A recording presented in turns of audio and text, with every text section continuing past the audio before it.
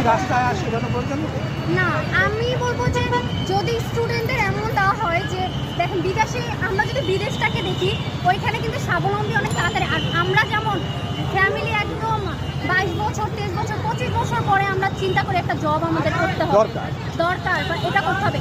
বিদেশের কান্ট্রিতে আমরা দেখি 17-18 বছর পরে মানুষ স্বাবলম্বী হওয়ার চেষ্টা করে। তো বাংলাদেশে এমনভাবে ওইটা করা উচিত যেমন ধরেন যে ট্রাফিক কন্ট্রোলটা স্টুডেন্টদের পার্ট টাইম জব হিসেবে দেওয়া উচিত আমার কাছে পার্সোনালি মনে হয়। কিভাবে সেটা আপনি কন্ট্রোল করতে চান? মানে এইভাবে কিভাবে সেখানে অংশগ্রহণ করতে চান? ট্রাফিক হিসেবে পার্ট টাইম ছাত্রদের আমাদের তো ক্লাস থাকবে যে আমরা তো স্টুডেন্ট, আমাদের 4 থেকে 5 দিন ক্লাস থাকবে। তো শুক্র শনি আমাদের বন্ধ থাকবে, এই 2 দিন আমরা ফুল টাইম করতে পারবো বা হাফ টাইম যেমন ধরেন মেয়েদের একটা প্রবলেম থাকতেই পারে যে রাতে তাদের সমস্যা হচ্ছে, তো মেয়েরা সকালবেলা দেখলো রাত্রে ছেলেরা দেখলো। আমরা জানি যে আফটার